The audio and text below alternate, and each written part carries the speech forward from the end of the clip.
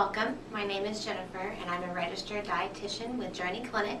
Join me for the first part of the presentation as I discuss some of the general background information about our weight loss surgery program, as well as some of the impacts of obesity.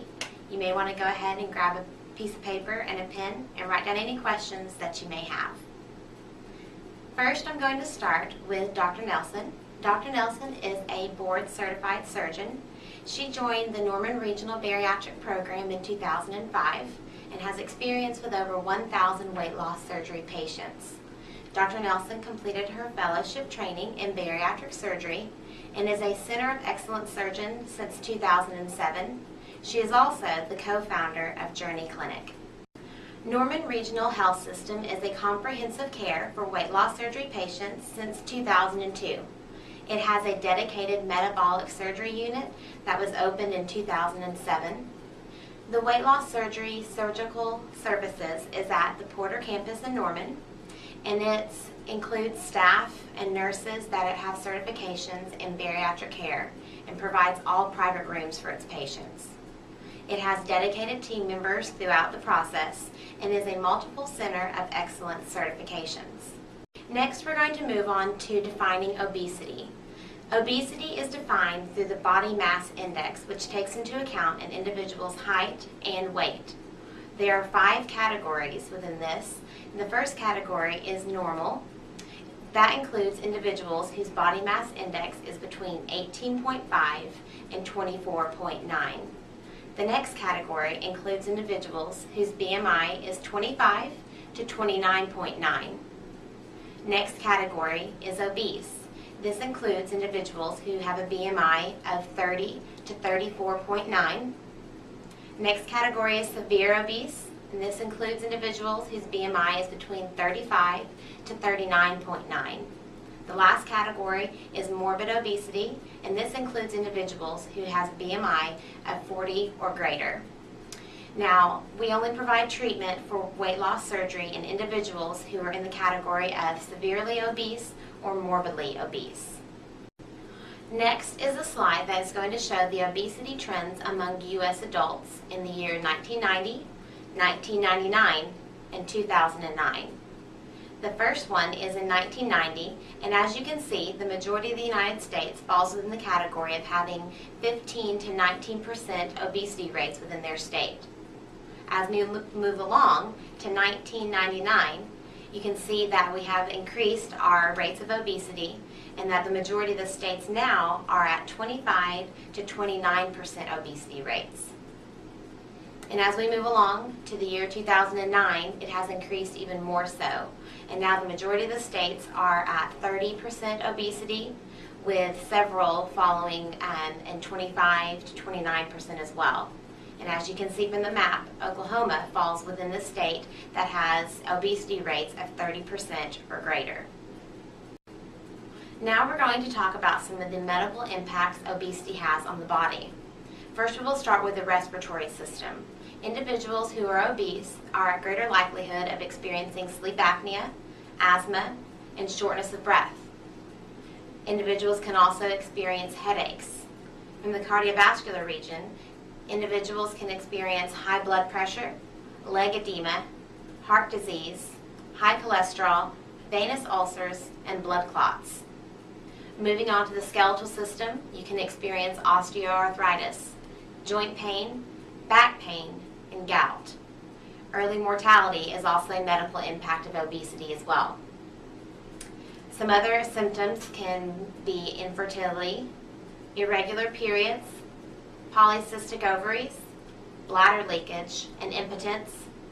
Diabetes and metabolic syndrome are also associated with obesity. Individuals who are obese can also experience a higher likelihood of gallstones, GERD, which is gastroesophageal reflux disease, fatty liver, and cirrhosis.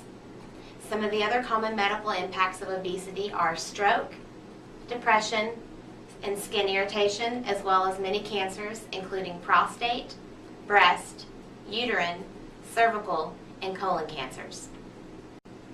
Now we'll discuss the quality of life impacts that obesity has on individuals.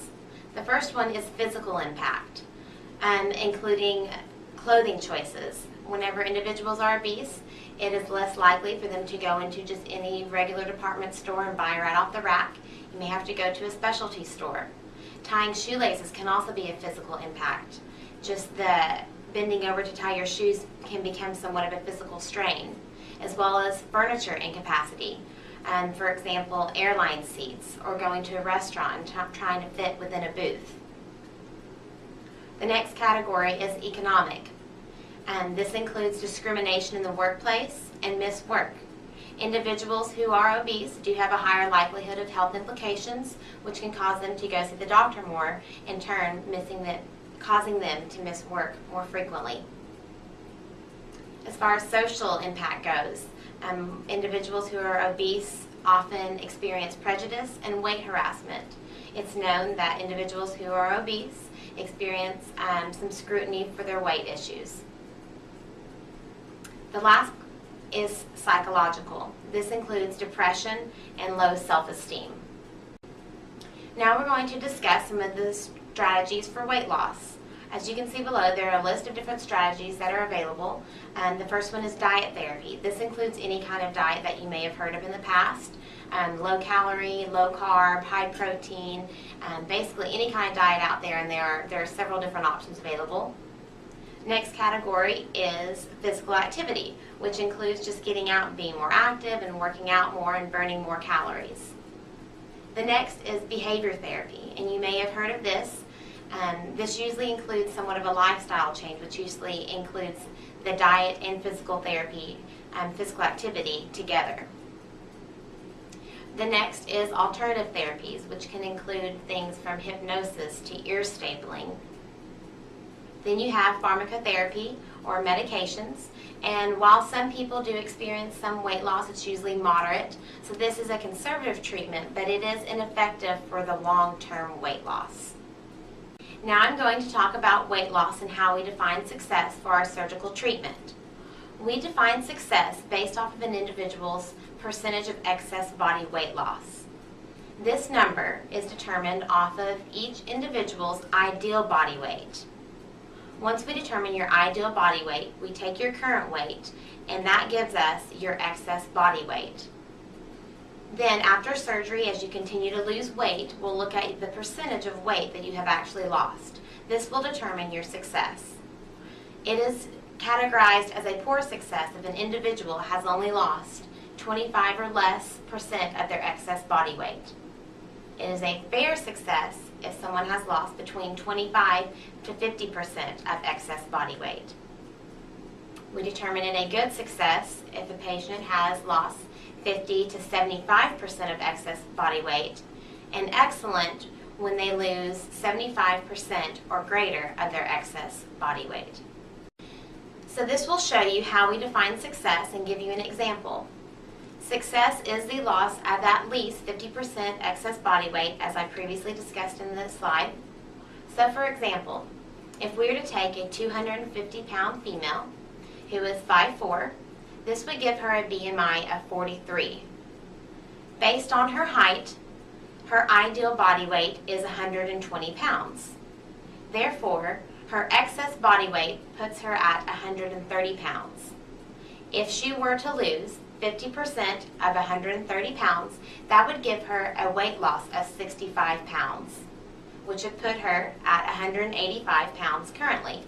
And this decreases her BMI to 31.8. That concludes the first part of our weight loss surgery seminar. Next, you are going to hear from Dr. Nelson and the different procedures that we have available.